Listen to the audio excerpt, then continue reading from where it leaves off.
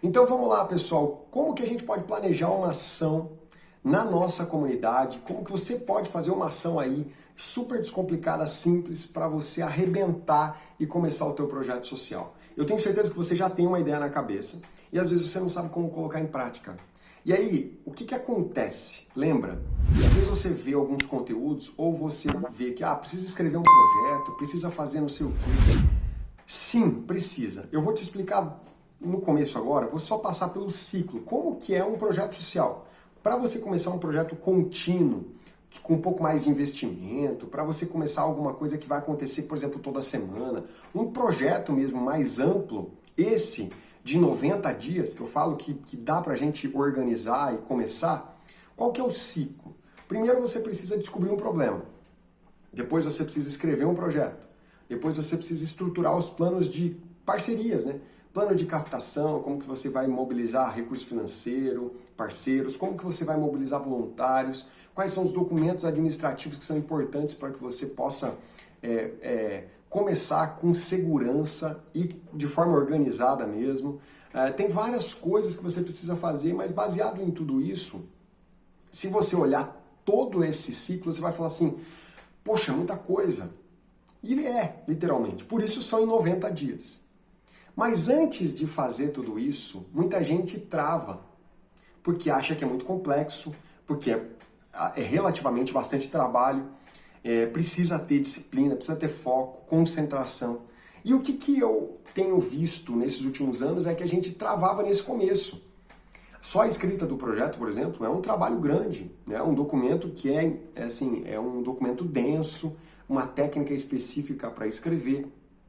Então, qual que é o primeiro passo que eu percebi? A gente precisava fazer uma ação, porque muita gente ainda não fez nada. Então agora, o que a gente vai fazer? Eu separei para vocês como vocês vão planejar essa primeira ação. Todo projeto social começa com essa primeira ação. Não adianta falar, nenhum projeto social começa com 300, 400 alunos, 500 beneficiários, só se for um grande projeto com um fundo patrimonial gigantesco, mas os projetos que são super relevantes, que estão aí na tua comunidade, que você conhece, começaram com pequenas ações, assim como os meus. Então por isso que eu acredito nisso. Antes a gente pensar em começar o ciclo de estruturação de um projeto de uma forma mais ampla, você precisa dar o primeiro passo. E esse passo tem o quê? Ele precisa ser para destravar você. Ele precisa ser mais simples, ele precisa ser mais rápido, e ele tem todas as características de um projeto mais amplo. Isso que é importante. Eu não estou ensinando para vocês aqui como fazer uma ação lá de uma forma qualquer. Não. Você precisa passar por ele porque ele vai te ensinar todos os processos para que você possa entender como funciona de uma forma mais ampla um projeto social. Então você vai fazer uma ação simples, rápida, só que você vai encurtar. A gente resume tudo isso, tudo que você passa num projeto maior, você vai fazer numa ação social pequena agora, ok? Isso serve para quem? Só para quem nunca fez nada? Não, serve para todo mundo. Serve para aqueles que também já estão fazendo alguma coisa, às vezes já estão fazendo ações como essa, mas querem testar novas ideias, ou estão fazendo de uma forma ainda muito intuitiva, estão fazendo de uma forma muito... só pelo coração, né? Sem muito planejamento, sem muita organização. Então é importante que a gente passe por isso. É uma formação pedagógica. Então no meu curso, o que eu falo? Né? O que eu sempre faço nos treinamentos? A gente precisa começar por isso. Não adianta querer começar por uma questão lá da captação de recursos, não adianta, precisa passar por isso para fazer sentido para vocês, ok? Então, a gente não costuma menosprezar uma ação como essa, por ela ser rápida, simples, porque ela tem um teor, um grau de impacto gigantesco. Muitos dos empreendedores que já trabalham com projetos sociais, às vezes olham para isso e desdenham, sabe? Em treinamentos eles falam, isso aí eu tiro de letra. Quando ele vai fazer, ele não sabe. Por quê? Porque ele está acostumado a vivenciar as coisas mais complexas e tal, e às vezes não conseguem resolver, o projeto não está caminhando, ele acha que os problemas são outros, e quando a gente vai ver, ele não sabe planejar, ele não sabe organizar aquela casa. Então ele olha para uma pequena ação, se ele não sabe fazer a pequena, ele não sabe fazer a grande. Por isso que é pedagógico. Precisa aprender, passar e organizar uma ação pequena para que depois ele consiga dar os próximos passos um pouco mais amplos, tá bom? Vamos lá então. Qual que é o primeiro passo para organizar uma ação como essa? Primeiro é trabalhar com observação. A gente é muito bom de falar e a gente é muito ruim de escutar. Então a gente, como empreendedor, acredita que nós somos os grandes super-heróis, que a gente tem todas as respostas para as comunidades, que a gente tem e entende de tudo aquilo que eles passam. E eu sempre digo que nós somos o quê? Nós somos estrangeiros. Nós somos estrangeiros na comunidade. Se você vive na comunidade é uma coisa, você já consegue entender um pouco melhor qual que é essa realidade social, né, que a comunidade passa. Mas muitos de nós fazemos o quê? Nós vamos de um outro bairro, de uma outra realidade, e nós vamos servir algum outro povo. O que acontece é que a gente acha que então a gente vai chegar lá e a gente entende tudo que eles estão passando, as suas dores, os seus dilemas, e não é nada disso. E a gente precisa entender que um bom projeto, uma boa ação começa numa boa observação, num bom olhar, numa boa escuta. A gente fala menos e escuta mais. Então esse ponto de observação é importante. Como que você vai fazer isso para fazer a tua atividade aí na comunidade? Você vai marcar uma data então. É importante que você faça isso de forma coletiva. Se você tiver mais pessoas para participarem com você. Então se você tem aí 3, 4 amigos, pessoas que são mais chegadas, né, de você, é importante que você passe por isso com elas, tudo bem? Então você vai marcar uma agenda, vai marcar um dia e vai na comunidade. E nesse dia da comunidade você vai observar, né, como é a estrutura, quais são, né, os dilemas, né, ali, principalmente físicos da comunidade, asfalto, moradia, você pode ir em equipamento público, você pode perceber quais são os principais problemas que eles têm passado.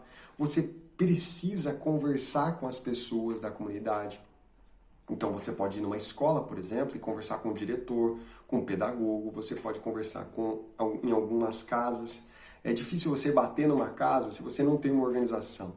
De repente você vai falar para eles assim, eu vim aqui, estou pesquisando, eles podem desconfiar. Então é importante, você pode procurar pequenos comércios, lugares onde as pessoas já estão, entendeu?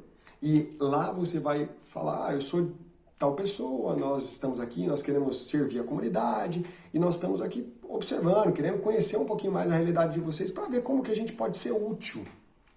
Então você chega desarmado, você não chega com as respostas, mas você chega com o quê? Com as perguntas. E aí você vai escutar o que as pessoas têm para falar. Você não precisa fazer nenhum tipo de formulário, você não vai lá para fazer pesquisa. Nós não temos a pretensão, né, de fazer um diagnóstico comunitário, né? Não é isso, você não tem tempo. Você vai ficar 1h30, 2 horas ali naquele território para entender um pouco melhor quais são essas dores que a gente pode ser útil depois. O que eu sugiro? Não dê nenhum tipo de indicação de que há um projeto que pode nascer disso. Não crie expectativa na comunidade, porque depois você não sabe se vai conseguir cumprir.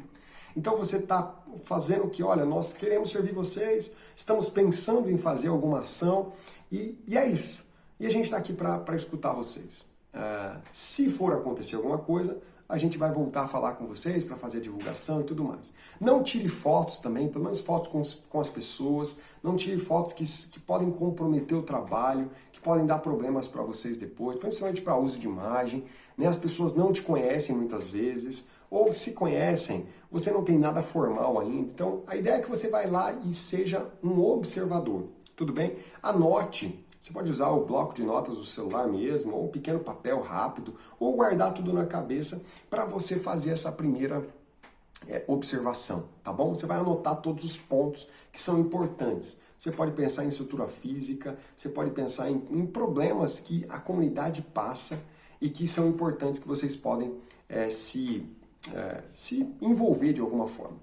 Depois disso, o ideal é que você volte com essa equipe, com a sua equipe de trabalho, volte para algum lugar, para alguma casa, se você vai para a igreja, se você vai para a faculdade, se você vai para algum quartel general, onde você vai, então, conversar sobre os problemas que foram levantados. Tudo bem? Então você vai, de alguma forma ali, expor aquilo que, eu olhei O que vocês acharam? Então, ó, esses pontos aqui são importantes, a estrutura física da escola tá ruim, isso aqui tá ruim, isso aqui, olha, lembra o que a moça falou dessa forma? Então é importante que vocês também não gravem, né, as conversas que vocês vão ter com a comunidade, tá? Isso vocês vão anotando em conjunto. E o que eu sempre digo é assim, coloque em graus de complexidade. Então vocês podem fazer uma tabela e podem fazer o seguinte, olha, esses são os problemas, esse aqui, né, são os graus de complexidade. Por exemplo, eu trabalho com 1, 2 e 3. Então, 1 é um grau menos complexo e o 3 mais complexo. O 3, às vezes, é um problema, por exemplo, saneamento básico. É um problema da comunidade, mas você não vai saber, você não consegue resolver esse problema.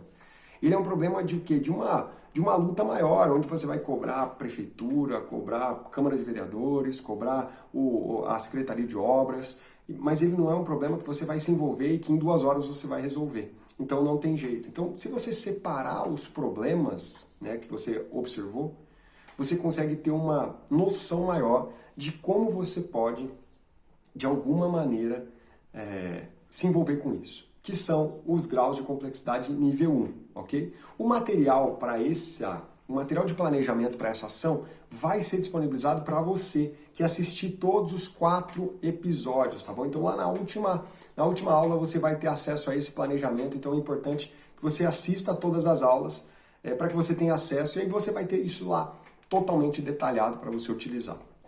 Então, você fez o levantamento, né, dos problemas, você se juntou de forma coletiva com o pessoal, com seus amigos, com seus parceiros e descobriram, vamos lá, olha, eu acho que esse problema a gente pode se envolver, tá bom? Então vamos dar aqui, por exemplo, vamos colocar um exemplo aqui para a gente traçar o restante dessa aula. Então a gente vai se envolver com a questão, por exemplo, de uma escola pública, uma escola municipal, de uma determinada comunidade, que está com problemas na sua estrutura física, principalmente em uma determinada sala de aula. Então, está com problemas problemas na parede, falta de pintura, problemas ali de alguns buracos na parede. Então, esse foi o problema observado. É um grau de complexidade 1, certo? Por quê? Porque você pode resolver isso em 2 horas de trabalho, em 3 horas de trabalho, então não é tão difícil, não é um gasto muito grande, então você pode se envolver com isso. Agora você precisa responder as perguntas norteadoras. E olha só, essas são as perguntas norteadoras de um projeto social mais amplo também. Viu? Como eu falei para vocês, a gente está aprendendo como fazer de uma forma micro, mas tudo isso aqui faz sentido quando você for para uma forma mais ampla. Então a observação a gente também faz com ferramentas específicas quando a gente vai escrever um projeto. A gente fez a observação, foi na comunidade, vocês levantaram os problemas, escolheram o problema, limitaram aquilo que vocês vão fazer e agora está na hora de planejar como vai ser a execução. Então, a primeira pergunta que vocês têm que responder é a por quê. E o que tem nessa pergunta? Qual é o problema que vocês vão enfrentar? Né? Não é enfrentar qual o problema, a resistência que a gente vai ter da comunidade, da escola, não é isso. Qual o problema que vocês pretendem resolver? E por que ele foi escolhido? Então, se vocês vão enfrentar o problema da estrutura física de determinada sala de aula da escola municipal, por que vocês entenderam, por que vocês resolveram escolher esse problema? E aí vocês vão, né, resolver tudo isso, conversar e vão responder no papel, porque é a primeira parte do planejamento. Isso é como se fosse a justificativa que a gente faz na escrita do projeto. Então vocês têm que, né, entender e responder. Por que vocês vão se envolver com isso? Por que vocês escolheram isso e não escolheram o saneamento básico? Por que vocês escolheram isso e não uma atividade para as crianças? Precisa entender e saber responder os porquês. Todo projeto tem um porquê. Então nesse também, a primeira pergunta são os porquês. A segunda é o quê? O que você vai fazer? Qual que é a atividade principal do seu projeto social? Então essa ação, né, vai ter uma atividade fim. Vocês vão tampar os buracos da sala de aula e vão pintar a parede. Então essa vai ser a atividade principal. Então vocês vão detalhar ali tudo o que vocês vão fazer. Se vocês fossem fazer uma atividade de recreação para as crianças, é a mesma coisa. Por que vocês escolheram isso?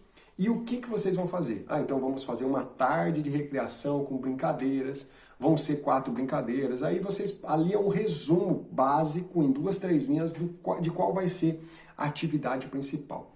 Nesse ponto 2, do que você precisa pensar também e responder qual o impacto que você quer gerar. Qual o objetivo da sua ação? E aí não é, o meu objetivo é tampar os buracos da sala de aula. Não, mas qual o objetivo que você quer gerar nos beneficiários, no público-alvo. E aí o público-alvo ali pode ser, nesse ambiente de escola, pode ser os próprios alunos que vão utilizar aquela sala de aula. Você pode também ter os professores como um público-alvo, a escola como um todo, seja lá qual for. Aí é vocês que vão decidir. Então, qual vai ser o impacto esperado nessa ação, o objetivo? Olha só, esse impacto, esse objetivo também tem lá no projeto, viu? Mais uma vez a conexão entre as microações, as ações sociais e os projetos mais amplos. A terceira pergunta que você deve responder é do quando. Quando será feito? E aí, basicamente, você vai só colocar, é como se fosse um cronograma, você vai só falar, então, vai ser executado em tal data, na hora tal. Então você vai ser bem específico só para dizer quando ele será feito.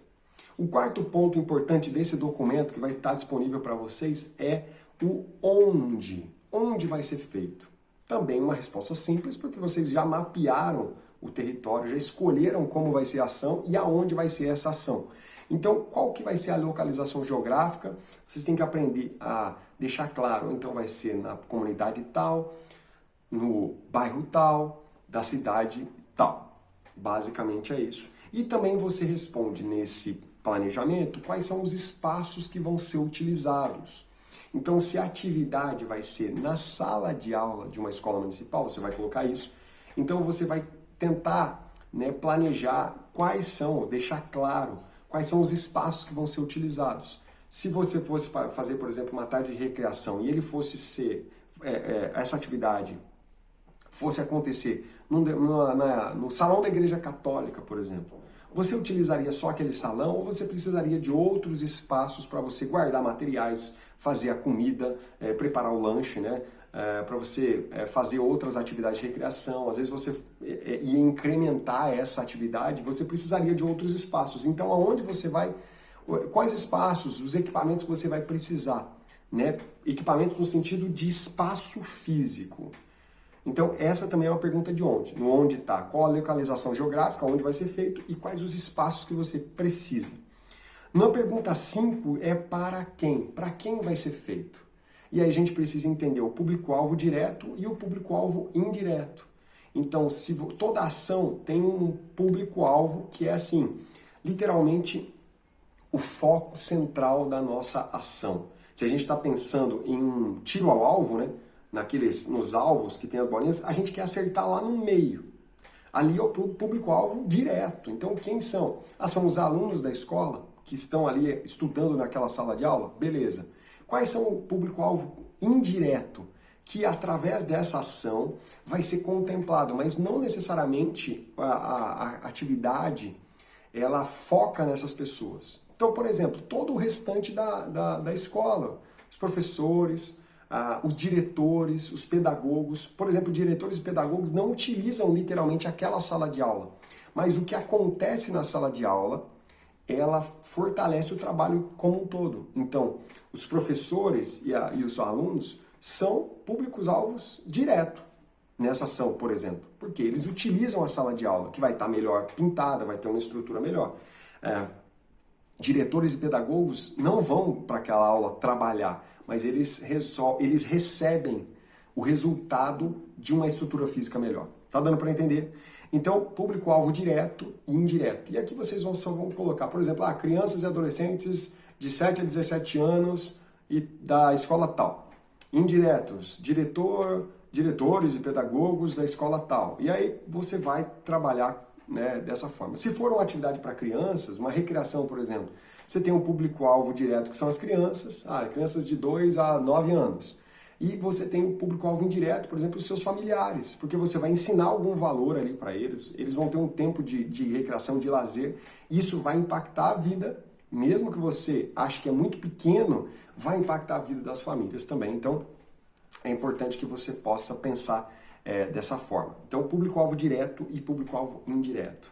A gente vai para outra pergunta, como que vai ser feito? E essa parte talvez dê mais trabalho para vocês. Então vocês vão ter uma tabelinha, vocês vão colocar quais vão ser as ações, e aqui é importante que você detalhe tudo que precisa acontecer para que essa ação, né, literalmente seja bem executada. Então a gente não está falando só da ação de pintar a sala de aula tal, a gente está falando que antes de pintar precisa ter muita coisa acontecendo. Então a gente peca muito no ambiente dos projetos porque a gente só pensa na atividade fim. A gente esquece de tudo que vem antes e aí a gente se perde no meio desse caminho. Então, se você precisa pintar, o que você vai fazer? Olha, eu preciso medir a sala de aula, eu preciso achar alguém que saiba pintar, se eu não souber eu preciso achar quem, eu preciso mobilizar recurso para comprar essa lata de tinta ou para ganhar essa lata de tinta, eu preciso comprar pincel, eu preciso comprar todos os equipamentos, eu preciso marcar a data que eu vou fazer isso, eu preciso fazer contato com o diretor da escola para saber se a sala pode ser pintada, por exemplo, em um dia de semana ou vai ter que ser no sábado ou no domingo. Eu preciso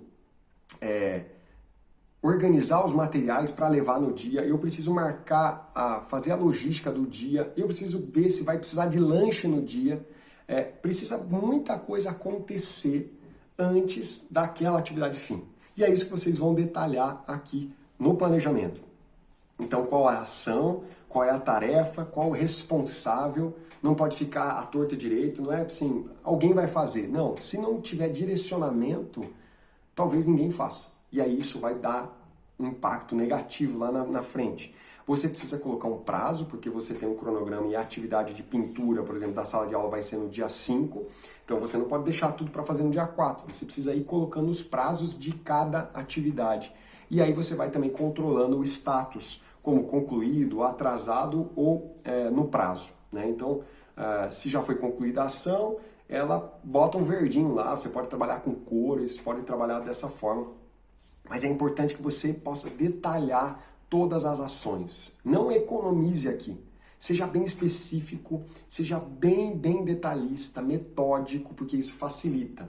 Quando a gente vai para um projeto, a gente só pensa lá na hora que a gente vai estar com as crianças, com os beneficiários, que legal. Mas chega lá, a gente sempre fala, pô, esqueci de alguma coisa, devia ter olhado isso aqui.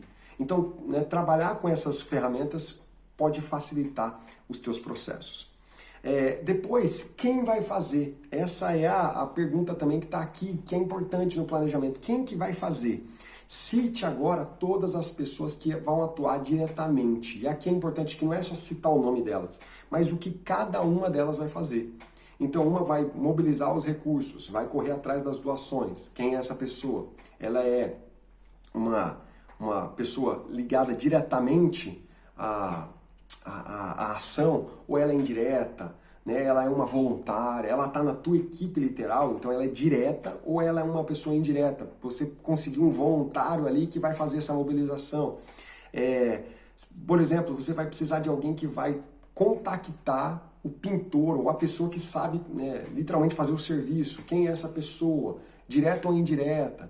Quem vai levar os materiais até o local. Então você vai descrever todas as atividades que são importantes para que isso aconteça. Tudo bem? Então você coloca ali nessa tabela. E é importante, pessoal, deixar claro que quem vai fazer é tão importante quanto as outras, porque às vezes você tem uma ação bem definida, tá tudo certinho, mas você não consegue pensar e não consegue entender dessa forma de quem vai fazer, qual a função de cada pessoa.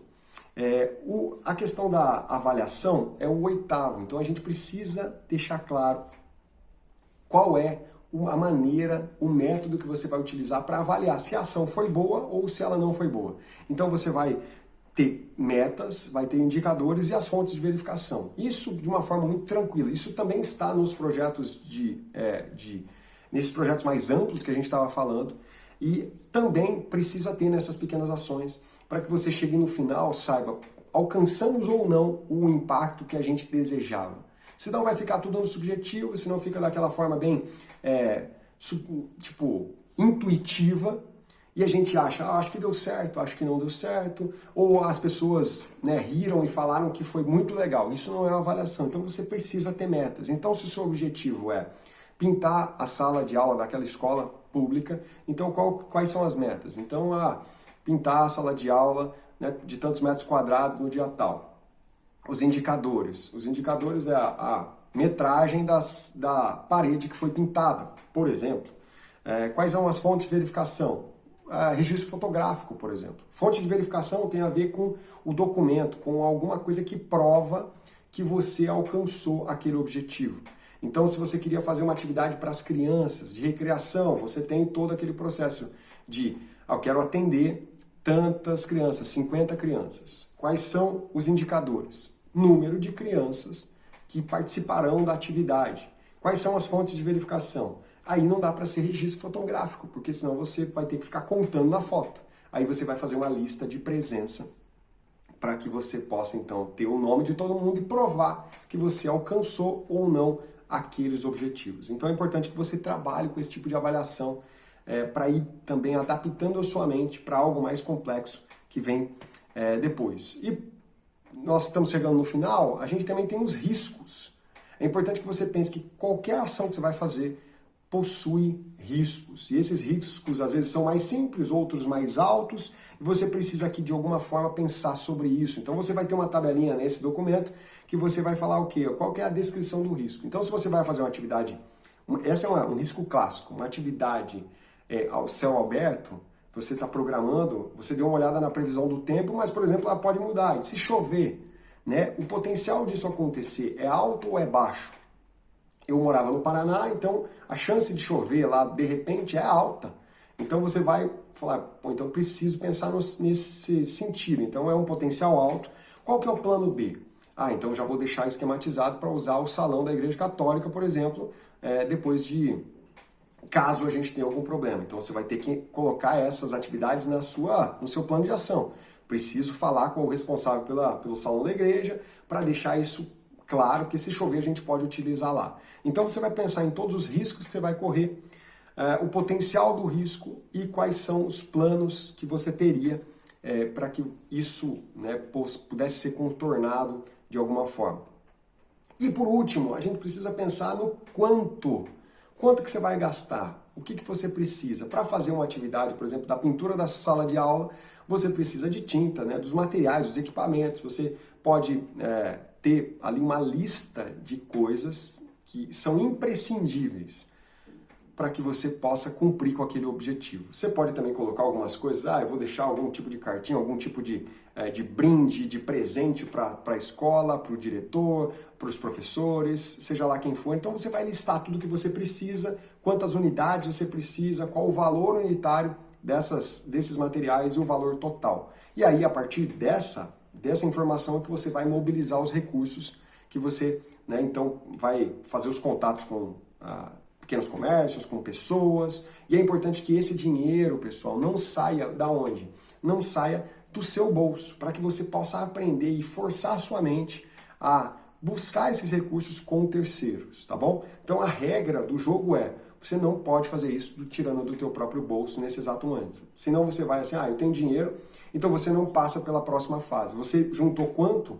Você faria agora? Qual seria o final desse ciclo? Você planejou, agora você vai captar os recursos, você vai mobilizar as pessoas que você precisa para estarem juntas nisso, você vai executar no dia e depois você vai prestar contas. É importante que você faça esse ciclo como um todo. A gente focou aqui no planejamento, mas você tem todos esses ciclos. Você fez a observação, você planejou, você mobilizou recursos, você mobilizou voluntários, você executou a ação lá no dia e você vai prestar contas. Prestar contas de tudo que você arrecadou, guardar as notinhas, fazer com que tudo isso aconteça e você tenha essa possibilidade de mandar fotografias, mandar fotos e gerar essa parte íntegra, segura para as pessoas que te fortaleceram nesse sentido. Então, fazendo todos esses processos, esse ciclo, a gente espelhou praticamente tudo aquilo que você faz num projeto mais amplo, que você vê nas grandes organizações, fazendo de uma forma mais simples, menos complexa, de uma forma descomplicada para você. É assim que começa, de uma forma pedagógica, para você adaptar a sua mente e para você começar a acostumar com os passos maiores que você vai dar depois. Tá bom? Então é importante que você seja fiel a isso, a esse caminho que eu estou passando para vocês. Se você ficou com alguma dúvida, tem algum comentário para fazer, deixa aqui embaixo, mande para mim, vou fazer de tudo para que você seja respondido, né? Vou fazer de tudo para responder para vocês o mais rápido possível. E mais uma vez, vá lá nas redes sociais, YouTube, Facebook, Instagram, participe, né? Veja os outros conteúdos que a gente tem lá, compartilhe com seus amigos, é muito mais interessante, a gente vai mais longe quando a gente está acompanhado. Então chama um parceiro teu que ainda não está aqui, que não está assistindo e vem junto com a gente nesse caminho de transformação social. Tudo bem? A gente se vê, pessoal, no próximo episódio. Até lá!